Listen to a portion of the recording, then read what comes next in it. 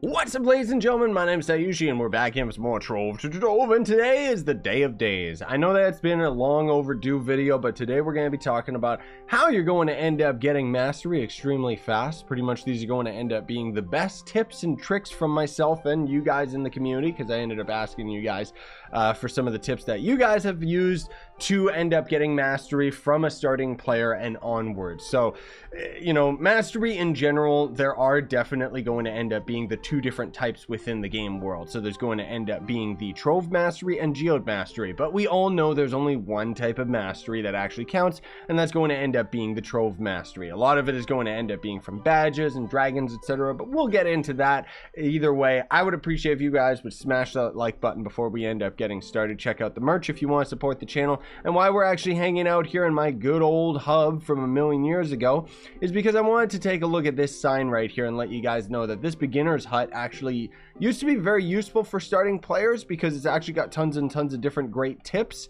One of them, most notably, is for fast mastery. So leveling up classes is going to end up being one of your best bets. One of you guys, a lot of you guys ended up actually suggesting getting a character to level 20, if not maximum at possible, because of course that's going to end up giving you a lot of mastery overall. The professions are also going to end up giving you tons of mastery. It's very expensive and very time consuming, but if you can end up going into it, it definitely is worthwhile. Let me actually hop into our other hub here so I can take a peek and show you guys the actual new, you know, profession stuff, blah blah blah blah. So we've got the ring crafting, which this is going to end up giving you a lot of mastery as you end up advancing in the ring crafting profession itself.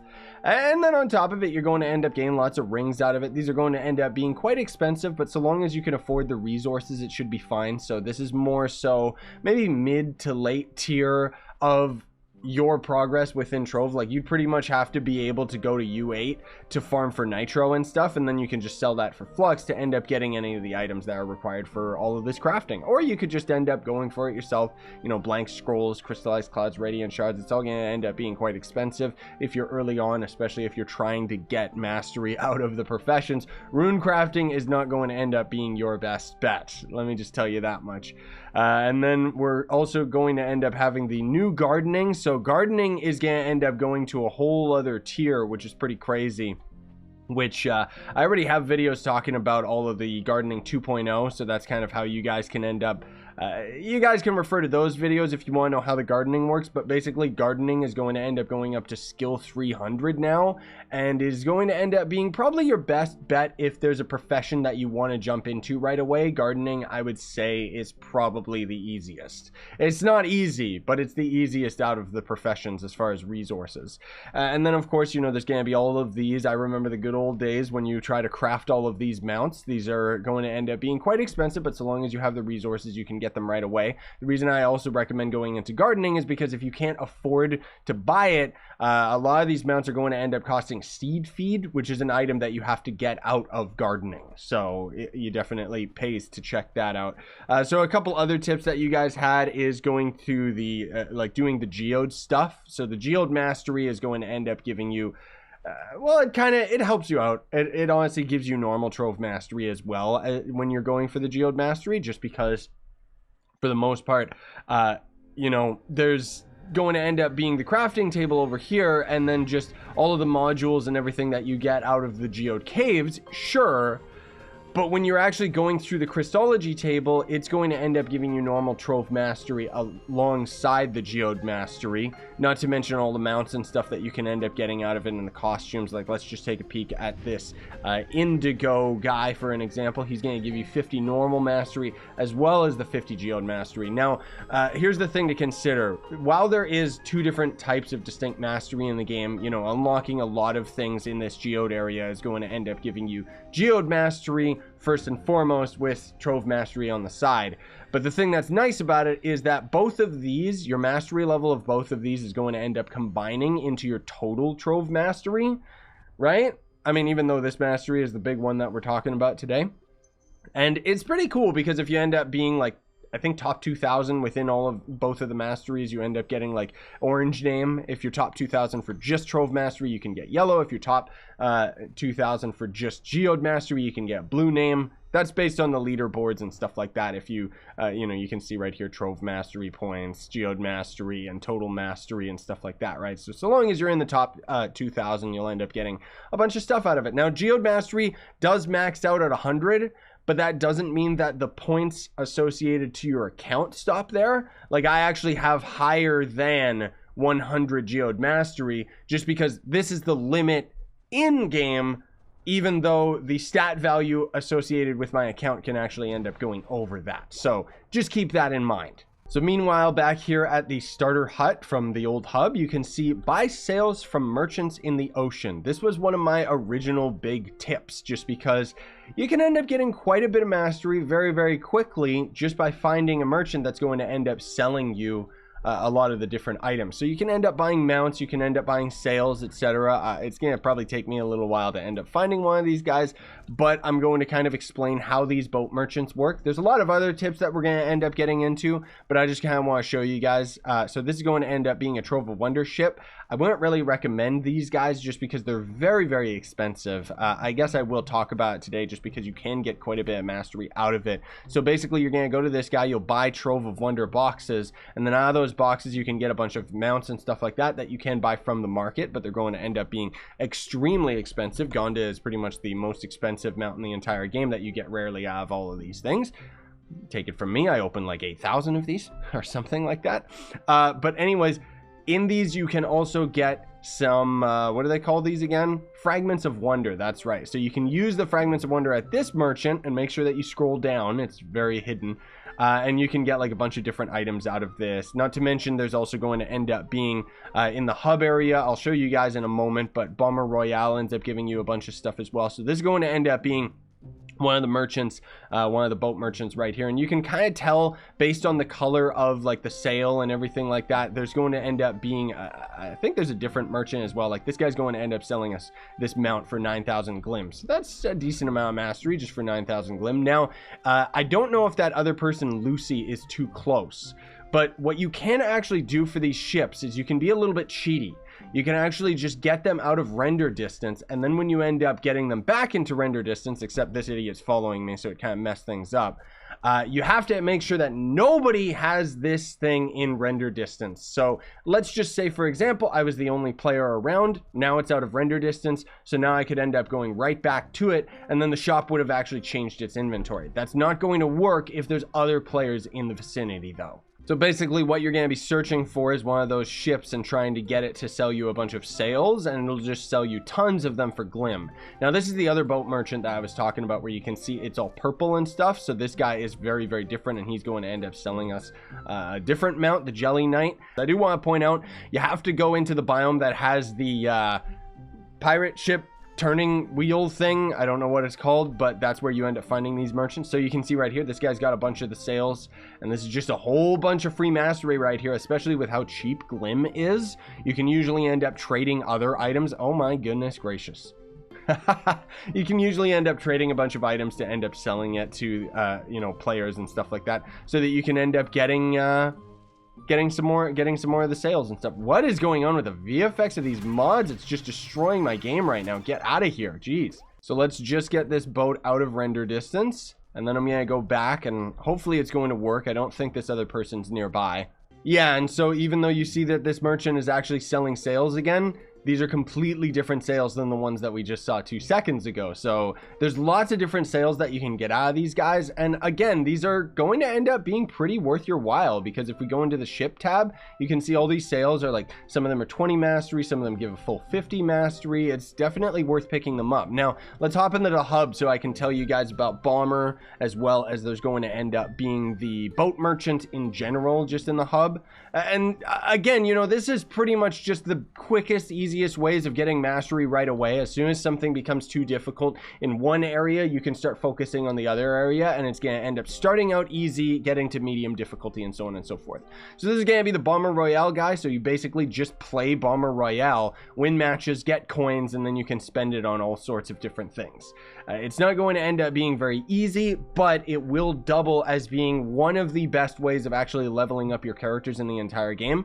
Granted, the fact is you have to do well in the Bomber Royale match. Back in the day, you used to be able to just go into a bomber match. You didn't have to do good or anything, and you would get tons of XP for completing the round. But then they ended up changing it so that now based on how well you do in the round is how much experience points you're gonna get. My point is then you can level up your characters while you're simultaneously grinding for coins, and thus it's going to end up being a very, very effective way of getting mastery. Then there's going to end up being this guy right here, which is a very easy, quick way of getting some of these sales right away. A fishing rod is going to end up being a really, really good way of getting mastery, because as you end up loot collecting various fish and stuff like that, you know, you're going to end up getting stuff out of it, you know, but most of all, there's going to end up being the badges that you get from fishing. So this is going to end up being here, the fishing badge. So you gotta fish 100 fish, you'll get 20 mastery, so on and so forth, all the way up to 15,000 fish, which, as you can see, fishing sucks. It's something that you go out of your way to do. So I literally just got my 15k fish and then I've never touched it again.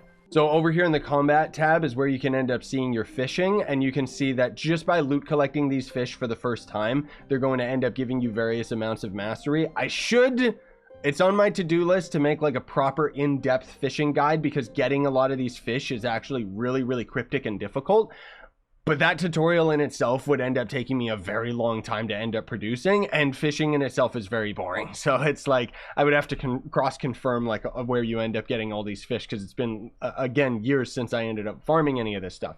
That said, this is a very, very quick, very easy way of getting mastery, even though it's going to end up being extremely boring. So again, referring to those boat merchants that we talked about 2 seconds ago, they can also end up selling you ally chests. So there will be ones that give you cubes of the allies, ones that give you cat allies and stuff like that. These are going to end up being in the treasure isles tab right here. And as you end up buying these boxes for glim, you'll open them and get various amounts of rarity of allies, some of these being the best allies in the game, like Chronomancer Cubesley, Prowling Shadow, and stuff like that. You definitely want to go for these boxes just in general. But if you're just going for the ally itself, I'd actually recommend that you buy it. My point is, though, that you can get quite a bit of mastery just out of using the boxes yourself. You'd have to determine for yourself just by looking at the prices of glim whether or not it's probably cheaper to just end up buying all of the allies than it is going to end up being for using the boxes. But if you have enough glim, you usually will end up making yourself an even amount of glim back from loot collecting any of the extra allies that you end up getting. You're not going to end up getting a profit by any means, but it's not going to end up being that bad either, because you'll end up just getting a bunch of duplicates, then you loot collect them, you get more glim, and then you repeat the process, right? But a lot of these guys, like Raptor Berserker is a prime example of one of the best physical allies in the game, and you can get him for a pretty decent price. What? Oh, because he's called Wrapped Berserker. Oh my gosh, he's gone up in value. Jeez Louise, I remember back when he used to be like 15 or 20k. Well, either way, I guess in that regard, maybe it is going to be better to just buy the glim and do it yourself, because glim is going to be very, very cheap. So a couple other suggestions that you guys ended up giving me on the community tab, because that pretty much covers everything that I know about getting mastery. One of them from a lot of you guys ended up upvoting this comment saying that with my experience of getting mastery early on, you just go to the marketplace and buy a lot of the allies and mounts you don't already have, level up your characters. That's going to end up being the quickest way of getting mastery, which we basically talked about that today as well. So then there's also going to be another comment here talking about grinding your characters up to level 20, max if possible, max out professions like gardening, Christology, buy mounts and cheap allies that you don't already have. Geode is another bit of mastery as well. So I do want to actually talk about this very briefly, just because I did end up talking about the geode mastery and I mentioned the modules, but I didn't really talk about the geode caving. So I already have tutorials talking about the geode caving and stuff like that. You definitely want to check them out if you don't know anything about this, because this is a very, very separate part of the game that it doesn't really teach you about. Is if you end up going down here, there's going to end up being all these different caves, right? And as you end up going into the caves and doing a bunch of the various quests, they'll usually end up showing up in the top right of your screen. You end up getting all these different modules, which these modules are going to end up giving you various perks within the caves that will then end up being you'll be able to level them up right here. And each of these is going to end up giving you like tons of mastery for leveling them up. I think it gives you just normal Trove Mastery. I don't think there's a stat value associated to these, like it doesn't actually say it anywhere, but it does give you quite a bit to end up leveling all of these up. Maxing them out is extremely difficult and expensive because a lot of the resources required to level them up is related to the geode, and not many people grind it as much anymore, so these resources are very expensive. This is where that Crystology table up there comes into play, because you're crafting resources from that table in order to end up leveling up all of these items. Then there's also going to end up being the allies that I mentioned, which as you're going into the caves, you can end up finding these companion eggs, right? And then you'll end up going to the incubator and you can end up hatching them, which, come to think of it, I've actually got quite a few of these eggs right now. There's no reason for me to end up hatching them though, because I've already got all of the companion allies, which, yeah, they're right down here. So there's going to be common, which gives you like quite a bit of just normal mastery in general, but most of all, it's going to give you geode mastery, right? Then there's going to be the uncommon, and then there's going to end up being the rare ones. Unfortunately, these guys aren't tradable, so you're going to have to hatch them yourself legit. That's why, you know, the golden eggs are going to be your best bet. You can find gold eggs very rarely in some of the higher tiers of the caves and stuff like that. And then you can end up leveling up the companions as well to end up giving you various perks, but that, as far as I know, doesn't actually give you any more mastery. That's just leveling it up to end up helping you in the caves. So another great comment that you guys ended up thumbing up from me, or liking, whatever, is talking about some of the different mounts that you can end up crafting, which I didn't even think about this. So there's a Corgi mounts, which will actually cost a Corgi talisman. A Corgi talisman is an extremely rare drop that you can just get from anywhere in the game. There's ones for cats, there's ones for sheep, there's ones for centaurs, griffins, pandas, so on and so forth. The panda, for example, only spawns in U8 and higher, and then there's the rat and the llama, whatever.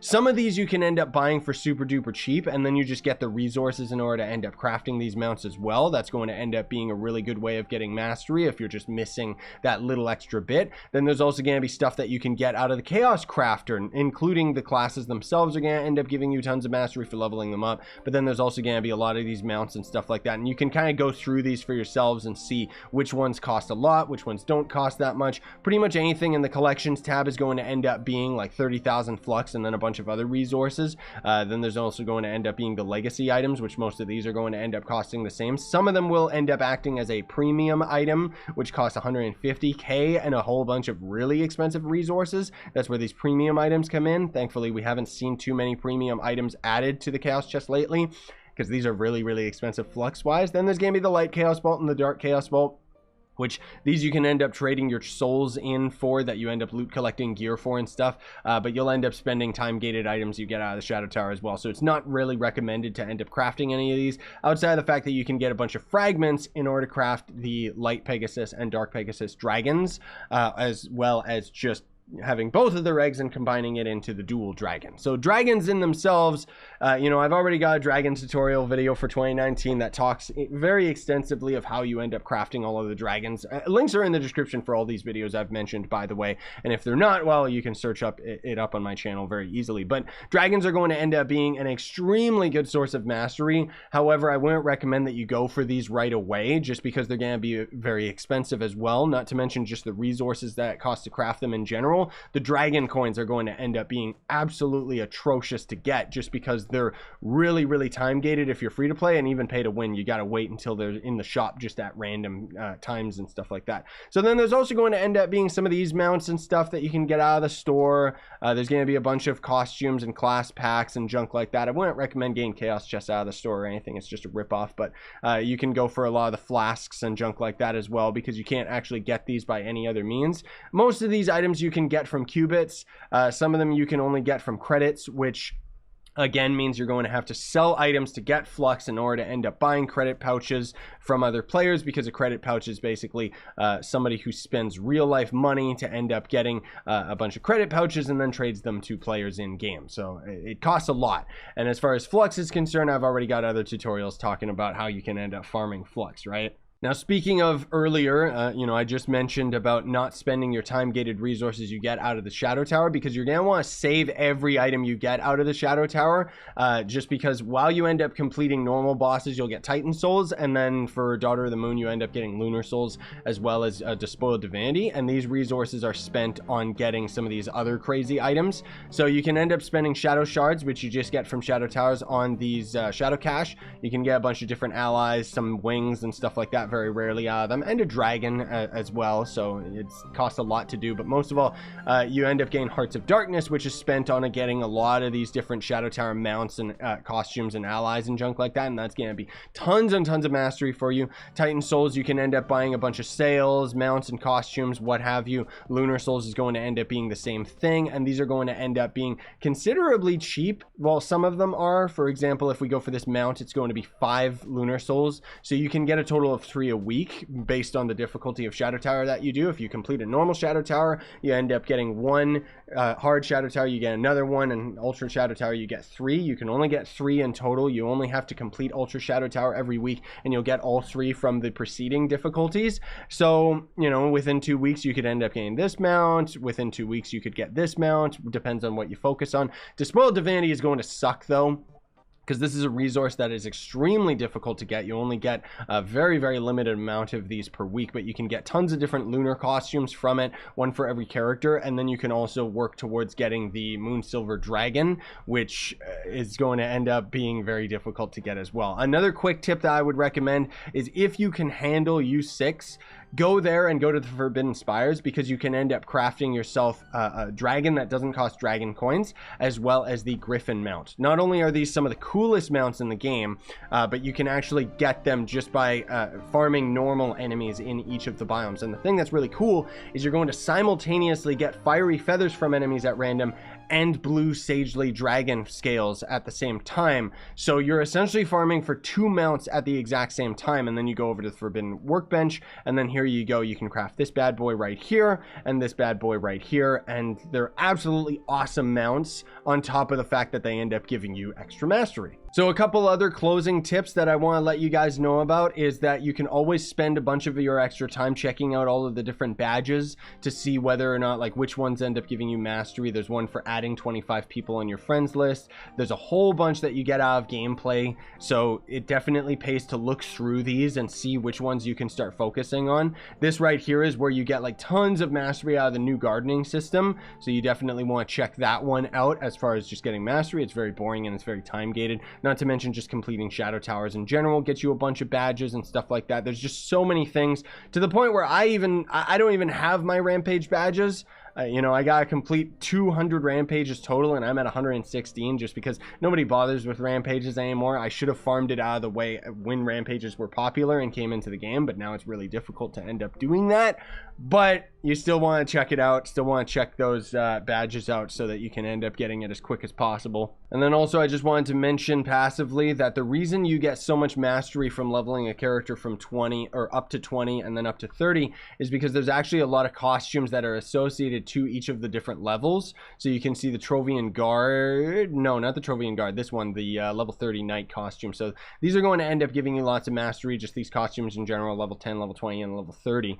But on top of it, you're going to end up getting a lot of helmets and styles and stuff like that. So another thing to consider too, which sucks, is the style items in general. I'd recommend that you try to go for certain helmets a little bit further down the line. But for the most part, every biome in the game is going to end up giving you different gear based on the enemies that you fight. Well, not based on the enemies that you fight. You just fight enemies and they'll drop gear, right? As you loot collect them, you're going to end up getting 1 mastery for each of them, and there's literally like thousands of different items, including these geode items, which I don't even have just because they're extremely expensive out of the Christology table. So you just loot collect stuff, and then if you don't have it in your inventory already, you end up getting it as a style, and then you can end up equipping it onto your character as a vanity slot. I think that covers everything. If there's anything that I missed, please let me know in the comments down below, and you guys can thumbs up that comment if I don't end up pinning it myself, just because sometimes I'll have moved on to other videos before I end up seeing a comment that's really useful to end up pinning. Now, anyways, I'm sorry that this video was so long. I was hoping that I could get it done as quickly as possible, and for the most part, this covers absolutely everything that you have to know about getting about getting just Trove Mastery. You'll end up getting a lot of different items out of Mastery. This is the biggest reason why everybody wants to have Mastery, is just because you get like all these different items and a whole bunch of different perks and stats and stuff out of it. But most notably, you're just going to end up getting some vanity items out of it. But sometimes you'll end up getting some good stuff like the Lustrous Gem Tome Ledger and stuff. Either way, thanks for watching. Very much appreciate it. Smash like, sub for more, and if you guys want to support the channel, you can always hit that join button down below and become a member. There's all sorts of different perks that you end up getting for that, and there's also different payment options. You don't have to, like, you can spend a lot or you can spend just a little bit. It'll also give you a discount in my store, so you can check out some of the merch. And last but definitely not least, if you guys check the sign up link in the description below, you basically sign up for Trove, and then any store purchase that you end up making, I'll end up making a percentage of that. It doesn't increase the price of anything out of the store. It's just a really awesome way that you can end up supporting yours truly by playing the game that we all love. Thanks for watching though, folks. Sign on and stay epic, gamers.